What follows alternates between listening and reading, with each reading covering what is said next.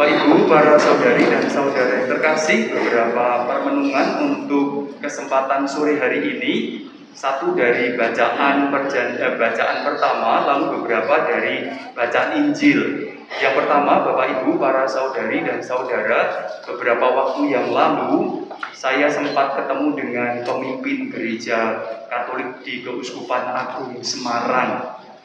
Lalu pemimpin Keuskupan Agung kita menyampaikan hal yang menurut saya menarik, Bapak Ibu, para saudari dan saudara, terkait dengan kecenderungan umat Katolik Keuskupan Agung Semarang. Ini hanya kecenderungan, berarti tidak semuanya, tetapi mungkin ada beberapa.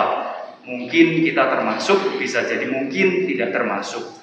Yang disampaikan sederhana, Bapak Ibu, para saudari dan saudara, yang dikatakan adalah kecenderungan orang Katolik Keuskupan Agung Semarang. Kita tidak tahu keuskupan yang lain.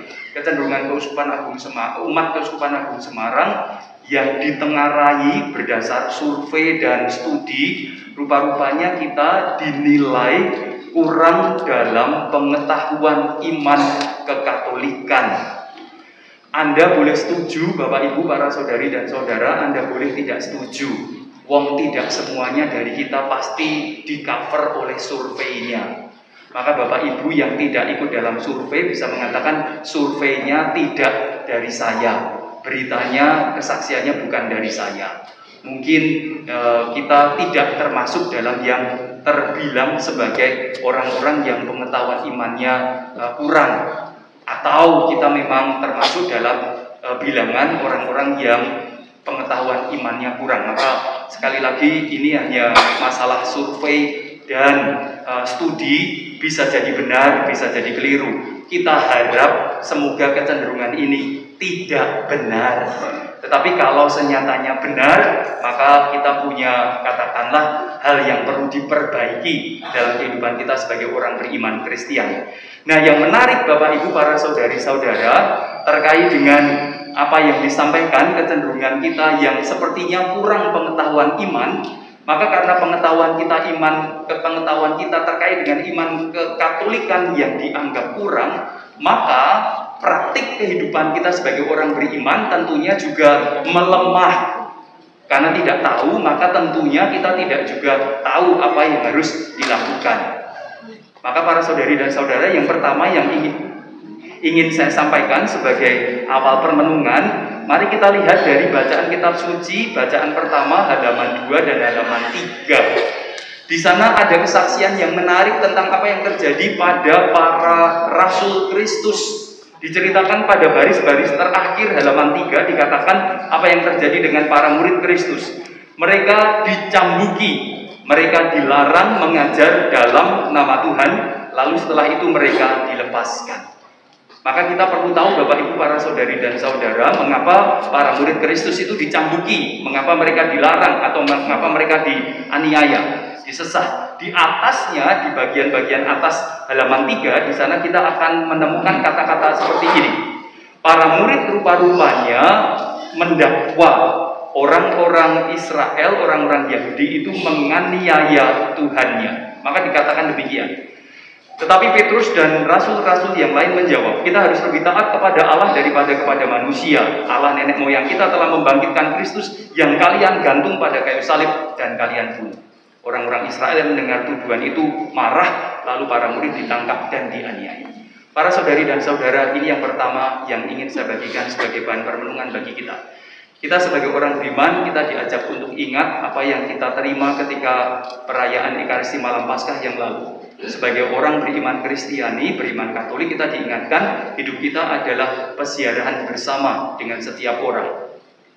Dan salah satu karakteristik orang yang berziarah bersama adalah kita tidak sendirian, kita dengan banyak orang. Dan dengan banyak orang itu, Bapak Ibu, para saudari dan saudara, satu hal yang sangat kentara adalah kalau jalan kita menyimpang, kita akan ada yang mengingatkan.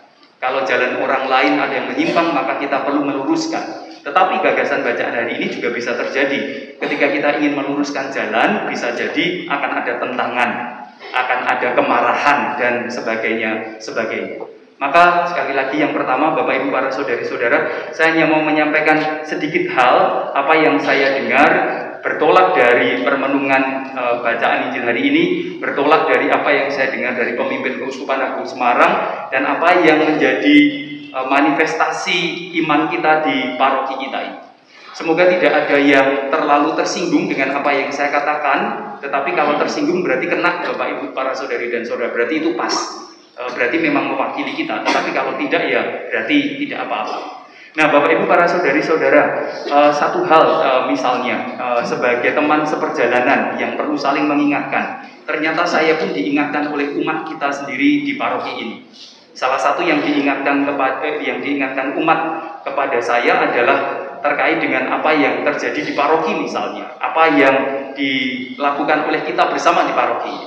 Contohnya, Bapak Ibu para saudari-saudara, kadangkala setelah perayaan Ekaristi kita suka untuk foto-foto di depan panti imam, ya kan? Kadangkala setelah perayaan Ekaristi, apalagi kalau dekorasinya bagus, apalagi kalau baru ketemu dengan teman-teman yang baru datang dari tempat yang jauh, belum pernah kesini misalnya, lalu suka foto-foto dan macam-macamnya. Foto-foto nggak salah, Bapak Ibu silahkan foto di depan tabernakel, di depan altar, di depan panti imam, di depan patung apapun, silahkan, tidak ada persoalan tentang foto-foto demikian. Tetapi ternyata Bapak Ibu para saudari-saudara, kita hidup tidak sendirian, kata kuncinya itu. Kita berziarah bersama-sama. Nah, rupa-rupanya di antara kita ada yang punya kepekaan rohani yang jauh lebih tinggi daripada kita pada umumnya. Maka ketika umat-umat yang punya kepekaan yang jauh lebih tinggi dari kita menyaksikan kita foto-foto sambil lompat-lompat, foto-foto sambil teriak-teriak, foto-foto sambil gegojekan di depan panti imam, rasa-rasanya ada yang merasa tersayat batinnya. Maka mereka mengatakan pada saya, Romo tolong sampaikan kepada kita semua. Saya menyampaikan ini pasti yang melakukan akan mengatakan, Romonya terlalu banyak mengatur. Tetapi kalau saya tidak mengatakan ini, umat yang punya kepekaan rohani jauh lebih besar daripada kita pada umumnya akan mengatakan, Romonya tak pernah mau mengatakan yang benar. Maka jadi persoalan Bapak Ibu jadi pastor, antara permisif memberi izin kepada kita supaya suka-suka dan mengopeni umat-umat yang punya kepekaan yang jauh lebih tinggi. Maka secara pribadi saya pun lebih suka, lebih cenderung pada umat yang punya kepekaan jauh lebih tinggi. Mengapa? Karena kita punya gagasan dalam gereja rumah Tuhan, rumah peribadatan. Maka gagasannya rasa-rasanya foto boleh, tetapi yang seyogianya lah orang ambil gambar, tidak lompat-lompat, tidak pating bermot dan macam-macam. Kalau Anda merasa ada yang tersinggung, ada yang marah, silahkan Bapak Ibu nggak soal, karena gagasannya rasa-rasanya ini perlu menjadi jelas bagi kita bersama. Jalan bareng rasa-rasanya, kalau Anda nggak setuju silahkan sampaikan kepada saya, karena saya sampaikan apa yang dirasakan oleh orang yang punya kepekaan lebih tinggi daripada kita. Jadi gagasannya seperti itu. Sekedar mengingat saja Bapak Ibu para saudari-saudara, siapa yang selama Jumat, selama masa Prapaskah selalu mengikuti ibadat jalan salib? Siapa yang selalu mengikuti ibadat jalan salib sejak Jumat pertama dalam masa Prapaskah sampai Jumat Agung? Ada nggak? Ada nggak? Oh, nggak ada ya? Waduh, nggak ada. Yakin ya nggak ada ya? Nah, kalau nggak ada Bapak Ibu para saudari-saudara, saya perlu menyampaikan hal yang sederhana. Praktik mereka yang jalan salib di tempat kita. Di tempat kita itu jalan salib yang pertama pemberhentiannya ada di sana. Ya toh? Ya. Di mana? Di sana. Nah, itu di sana. Nanti Bapak Ibu para saudari-saudara, praktik di umat kita itu bagus. Setelah jalan salib 1, 2, 3, 4, 5, sebelum pantat kita itu membelakangi tabernakel dan Gusti Yesus yang bersemayam di tabernakel, sebelum kita menghadap ke sana, apa yang dilakukan oleh umat Katolik Pringgolayan Bapak Ibu kalau panjenengan sami perso? Apa yang dilakukan?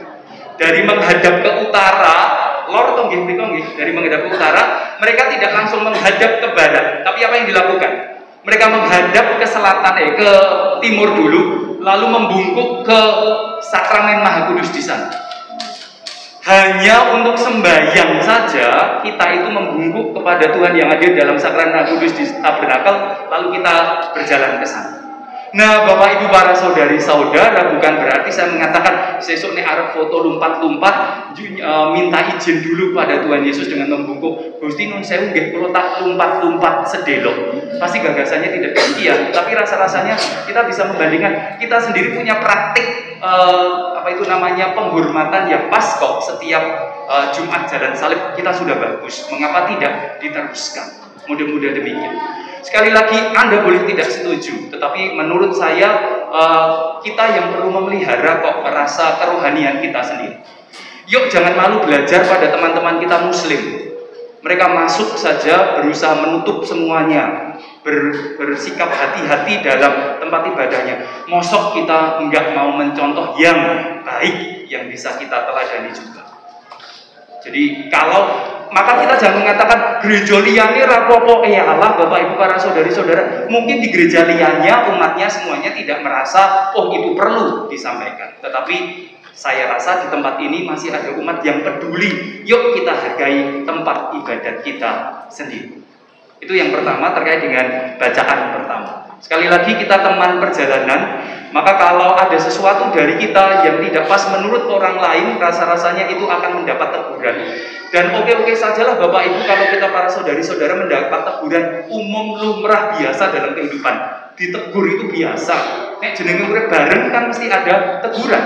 Nek urip dhewe ya ora ono sing bakal ngaruhke, itu gagasan.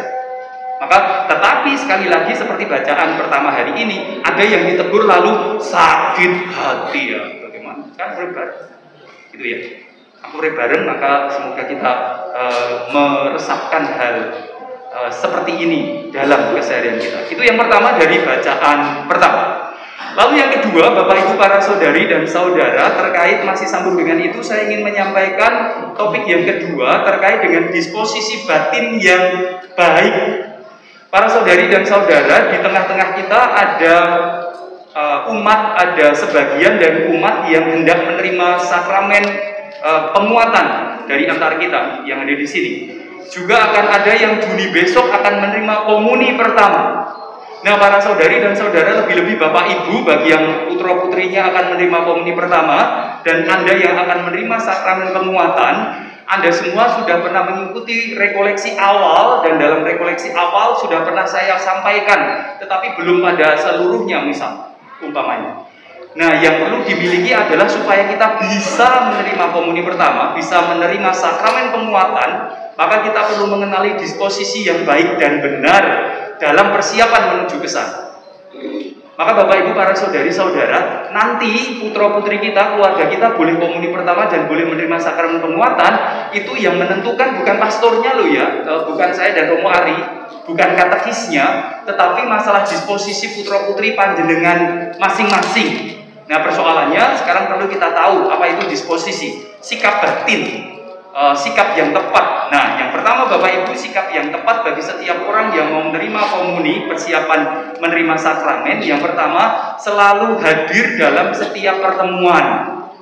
Maka kalau pertemuan komuni itu 20 kali, Bapak Ibu yang putra putrinya mau menerima komuni pertama, pastikan 20 kali pertemuan mengikuti.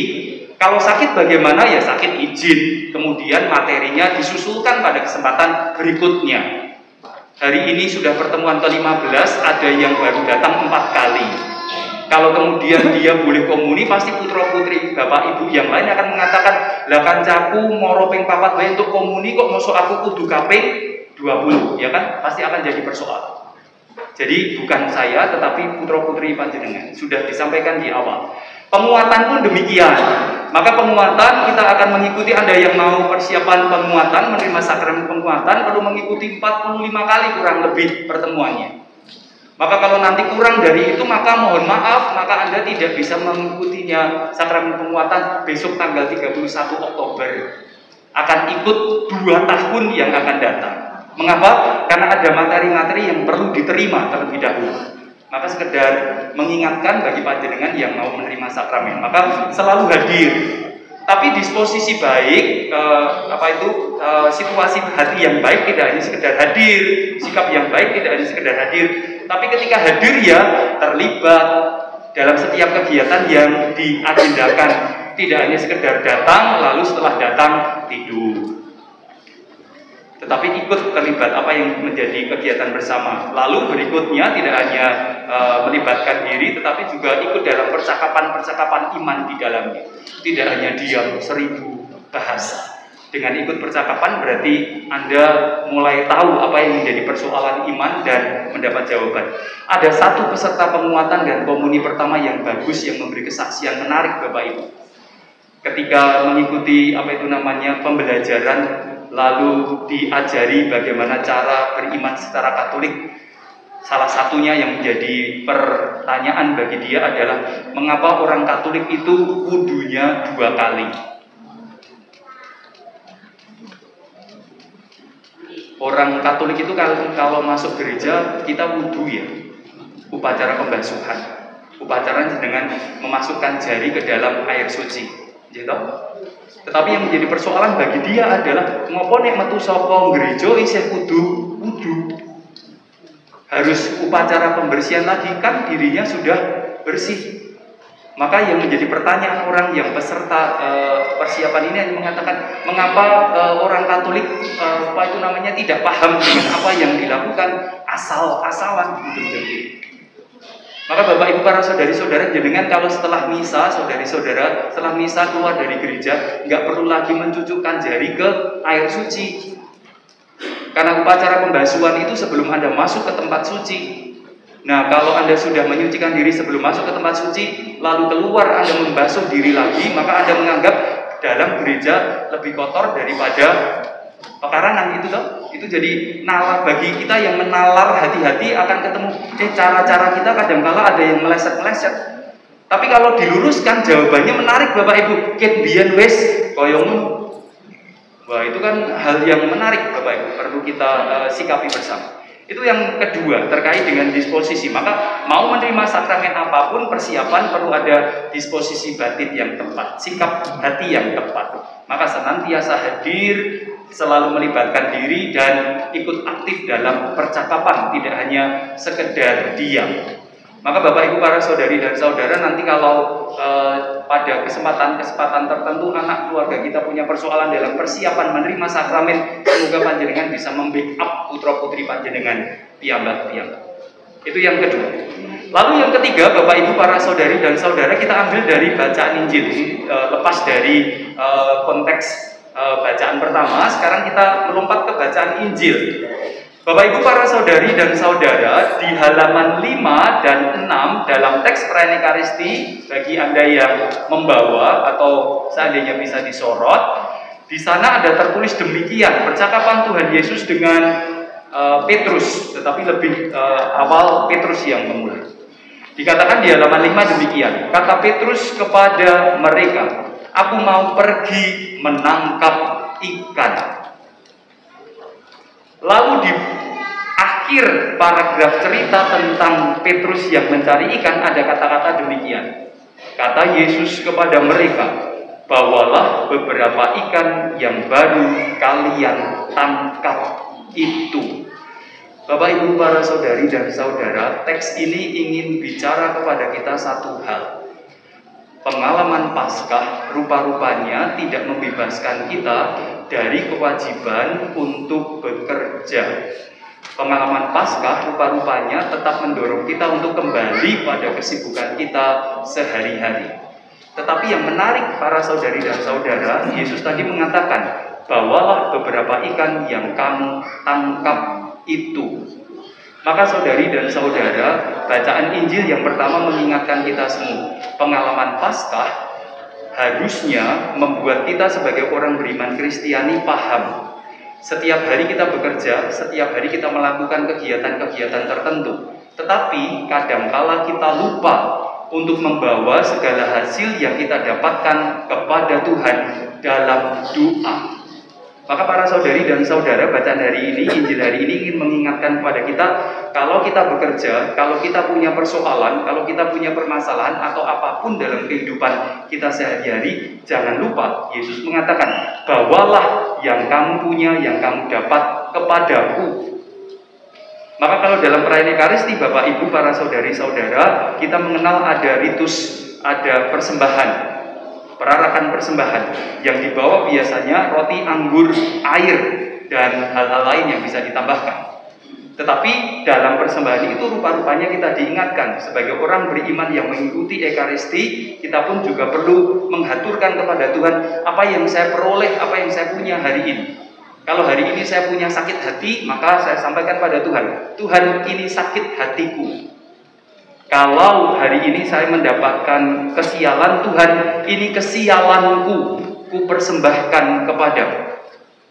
Kalau hari ini saya dimarahi, maka saya akan mengatakan, Tuhan, hari ini aku dimarahi Bapakku, ku persembahkan marahnya kepadamu. Model-model demikian. Jadi bacaan hari ini yang pertama, Injil mengatakan, Bapak Ibu, para saudari-saudara, sebagai orang-orang beriman Kristiani yang punya pengalaman kebangkitan, kalau kita bekerja jangan hanya sekedar bekerja, tetapi setelah bekerja kita persembahkan apa yang kita peroleh kepada Tuhan. Maka dari sana kita akan menemukan Tuhan sama seperti cerita dalam Injil hari ini. Aku bawa susahku kepada Tuhan, aku bawa gembiraku kepada Tuhan, aku bawa segala apa yang aku punya kepada Tuhan. Maka kita akan merasakan Tuhan ada dan Tuhan senantiasa menemani hidup saya. Itu yang ketiga dari bacaan Injil. Percakapan antara Petrus dan Tuhan Yesus mengajak kita untuk senantiasa kembali melakukan hal pekerjaan kita sambil jangan lupa mempersembahkannya kepada Tuhan. Lalu berikutnya Bapak Ibu, yang keempat dalam bacaan hari ini kita diingatkan hal yang menarik terkait dengan apa yang diperoleh oleh Simon Petrus dan teman-temannya. Halaman 6. Simon Petrus naik ke perahu lalu menghela jala itu ke darat penuh dengan ikan-ikan besar, jumlahnya 153 ekor banyaknya. Para saudari dan saudara, Santo Hieronymus mengatakan terkait dengan tafsir bacaan ini, 153 ekor banyaknya itu artinya segala jenis ikan yang ada di Danau Tiberias, wakil masing-masing jenis ikan. Memang terlalu, bagi Anda mungkin ada yang mengatakan terlalu mengada-ada. Oke, gagasan itu bisa diterima. Tetapi 153 ekor dalam refleksi tertentu ingin mengatakan ada sekian banyak varietasnya. Lalu yang ingin dikatakan apa kepada kita para saudari dan saudara, semua orang dalam konteks bacaan hari ini, semua orang siapapun mereka jangan sampai ketinggalan. Kita ingat apa yang menjadi wasiat terakhir Paus Fransiskus para saudari-saudara dalam tahun jubileum pesiaran bersama. Paus Fransiskus mengingatkan kita sebagai orang beriman Katolik, dalam segala hal, dalam segala pekerjaan, dalam segala kegiatan, jangan sampai ada yang kececer, itu yang dikatakan. Setiap orang harus dilibatkan, diajak serta. Maka 153 ekor harus dibawa semua. Contoh sederhananya, kalau sebuah rumah tangga mau mengadakan rekreasi, maka kalau yang di rumah tangga itu ada yang sakit, ada yang jumpo, maka kita tidak bisa meninggalkan rekreasi untuk rekreasi yang sakit dan jumpo. Mungkin yang sakit dan jumpo akan mengatakan, aku kok tinggal ora popo. Tetapi saya agak khawatir Bapak Ibu, orang yang jompo dan sakit itu kalau mengatakan ora popo itu betul-betul ora popo. Kadang-kala orang mengatakan ora popo karena malah popo. Karena tidak dianggap merepotkan, maka ditinggal belakang. Maka gagasannya bacaan hari ini memang menimbulkan resiko bagi kita. Setiap kali kita punya anggota-anggota yang berbeda-beda kapasitasnya. Tetapi bacaan hari ini mengatakan pada kita, nek awak dhewe pengen seneng, kabeh perlu diajak seneng. Kalau kita mau bepergian, maka semua orang yang menjadi anggota keluarga kita perlu dipikirkan bisa mengakses kesenangan juga. Itu yang dikatakan 153 ekor banyaknya. Maka semoga sebagai orang beriman, setiap kali kita membuat kegiatan apapun, jangan sampai ada yang kececer. Sing lansia sampun ngantos kececer, yang anak-anak sampun ngantos kececer. Bahkan yang tidak pernah aktif pun jangan sampai ketinggalan. 153 ekor semuanya dibawa. Itu yang keempat. Lalu yang terakhir, Bapak Ibu para saudari-saudara, ayat yang sangat terkenal. Petrus didangu Gusti Yesus 3 kali. Petrus anak Yohanes, apakah kamu mencintaiku? 3 kali. Petrus menjawab, "Ya Tuhan, aku mencintai." Apa yang ingin dikatakan pada dialog percakapan Yesus dan Petrus? Yang ingin dikatakan satu, Bapak Ibu para saudari dan saudara, sapaan secara khusus untuk pastor dan Anda semua yang punya tanggung jawab menggembalakan jemaat. Entah Anda ketua lingkungan, entah pamong lingkungan, ketua RT, ketua RW, siapapun Anda yang Katolik dan punya posisi yang menentukan dalam masyarakat. Yang ingin dikatakan cuma satu, jangan sampai ada yang diabaikan. Maka kritikan atau sapaan untuk kita semua sebagai pastor, sebagai pamong lingkungan, jangan sampai pernah lagi dari mulut kita mengatakan kalau ada umat kita tidak kula nuwun ketika datang, ketika ada umat kita tidak pernah misa, lalu kita mengatakan sok ben nek butuh surat menyurat ra bakal tak tulungi.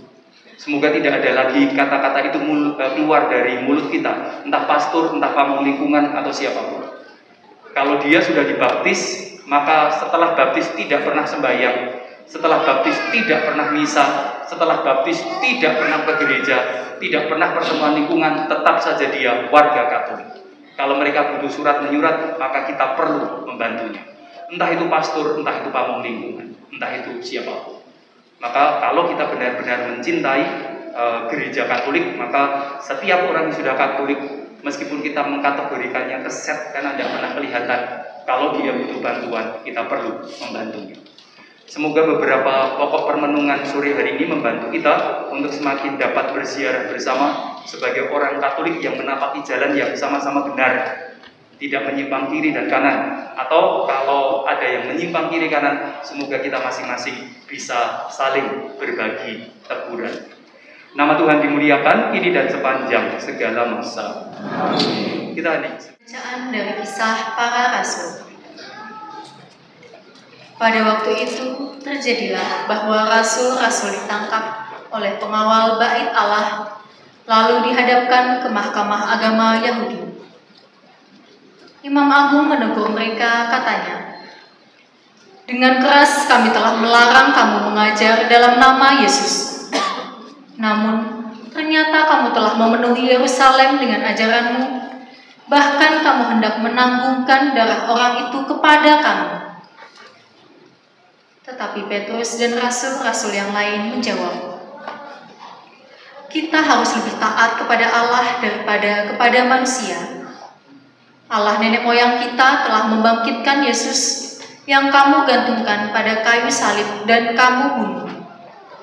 Dialah yang telah ditinggikan oleh Allah sendiri dengan tangan kanannya menjadi pemimpin dan penyelamat, supaya Israel dapat bertobat dan menerima pengampunan dosa. Kami adalah saksi dari segalanya itu, kami dan Roh Kudus yang dikaruniakan Allah kepada semua orang yang menaati Dia." Mereka lalu mencambuki para rasul dan melarang mereka mengajar dalam nama Yesus. Sesudah itu, rasul-rasul dilepaskan. Maka mereka itu meninggalkan sidang mahkamah agama dengan gembira, karena telah dianggap layak menderita penghinaan demi nama Yesus. Demikianlah sabda Tuhan.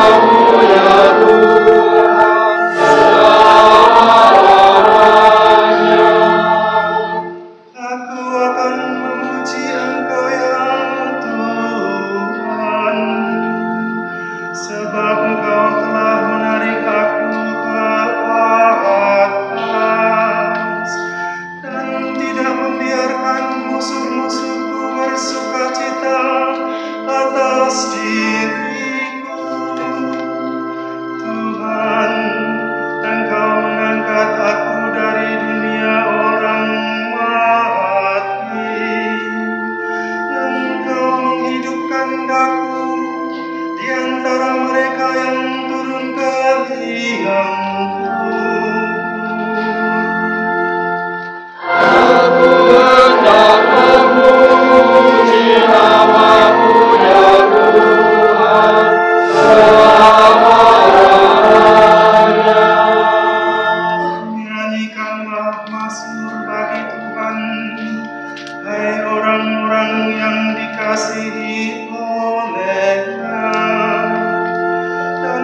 persembahkanlah syukur kepada nama-Nya yang kudus, sebab hanya sesaat Ia murka, tetapi seumur hidup Ia murah hati.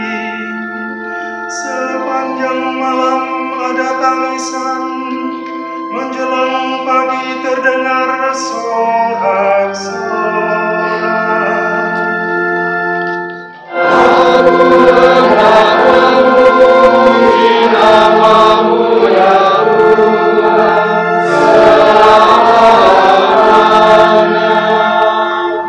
Dengarlah Tuhan dan kasihanilah aku. Tuhan, jadilah penolongku. Aku yang meratap, Kau ubah menjadi orang yang menari-nari. Tuhan Allahku, untuk selama-lamanya aku menyanyikan syukur bagi-Mu.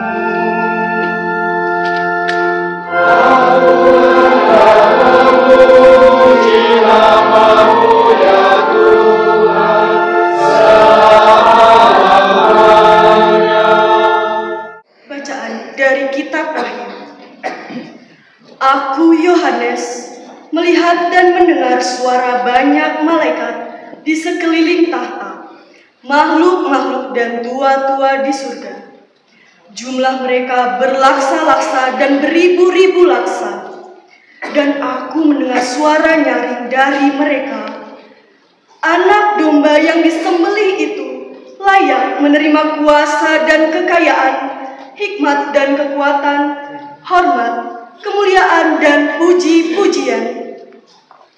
Dan aku mendengar semua makhluk yang di surga dan yang di bumi, yang di bawah bumi, dan yang di laut, dan semua yang ada di dalamnya berkata, bagi Dia yang duduk di atas tahta dan bagi Anak Domba, puji-pujian dan hormat, kemuliaan dan kuasa sampai selama-lamanya. Dan keempat makhluk di surga itu berkata, amin. Dan para tua-tua itu jatuh tersungkur dan menyembah. Demikianlah sabda Tuhan.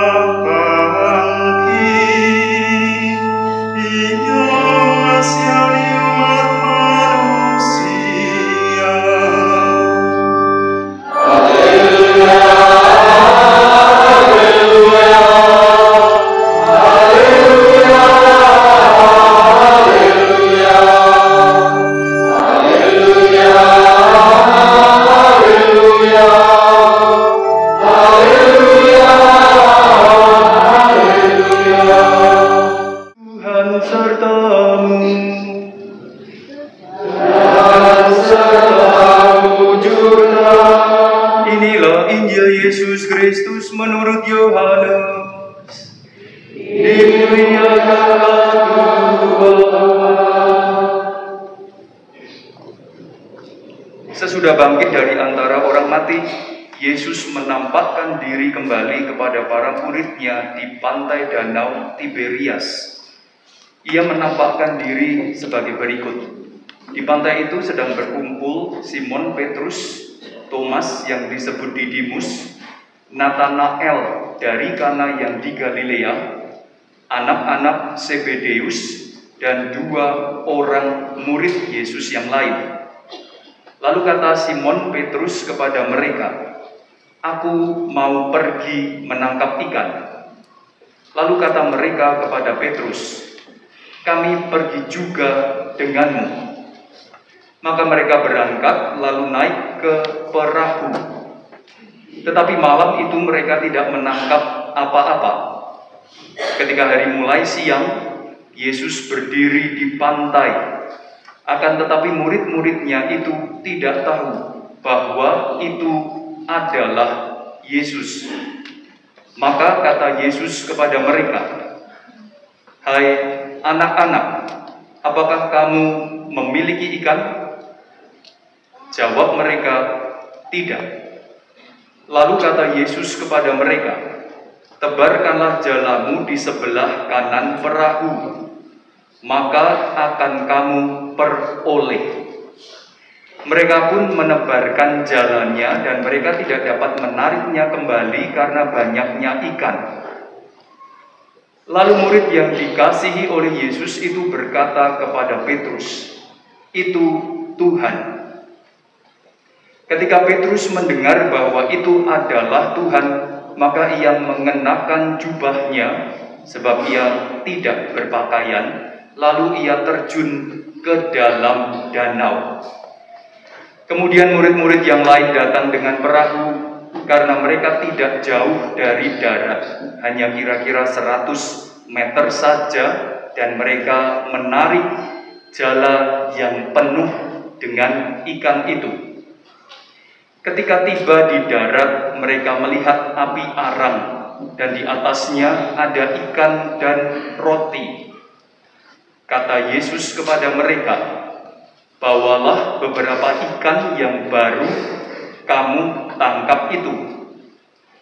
Simon Petrus bergegas naik ke perahu, lalu ia menghela jala itu ke darat, penuh ikan besar, 153 ekor banyaknya. Dan sungguh pun sebanyak itu, jala itu tidak koyak. Lalu kata Yesus kepada mereka, "Mari dan makanlah." Tidak ada di antara murid-murid itu yang berani bertanya kepada Yesus, "Siapakah engkau?" Sebab mereka tahu bahwa ia adalah Tuhan.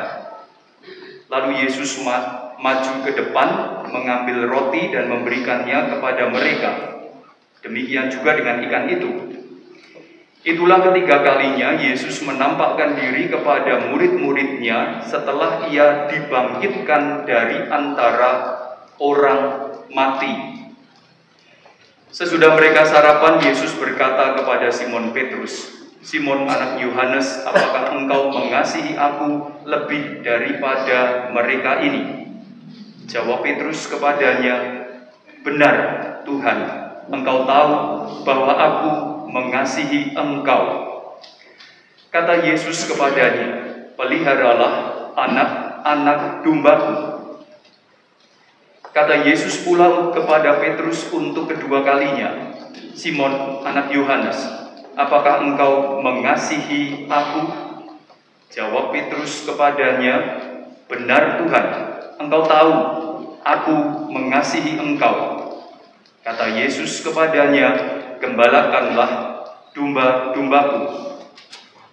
Kata Yesus kepada Petrus untuk ketiga kalinya, "Simon anak Yohanes, apakah engkau mengasihiku?" Petrus pun merasa sedih karena Yesus berkata untuk ketiga kalinya, "Apakah engkau mengasihiku?" Petrus berkata kepada Yesus, "Tuhan, engkau tahu segala sesuatu. Engkau tahu bahwa aku mengasihi engkau." Kata Yesus kepadanya, "Peliharalah domba-dombaku. Aku berkata kepadamu, sesungguhnya ketika masih muda, engkau sendiri mengikat pinggangmu dan berjalan kemana saja engkau kehendaki. Tetapi jika engkau sudah menjadi tua, engkau akan mengulurkan tanganmu, dan orang lain akan mengikat engkau, serta membawa engkau ke tempat yang tidak engkau kehendaki." Hal ini dikatakan Yesus untuk menyatakan bagaimana Petrus akan mati dan memuliakan Allah. Sesudah mengatakan demikian, Yesus berkata kepada Petrus, ikutlah aku. Demikianlah sabda Tuhan.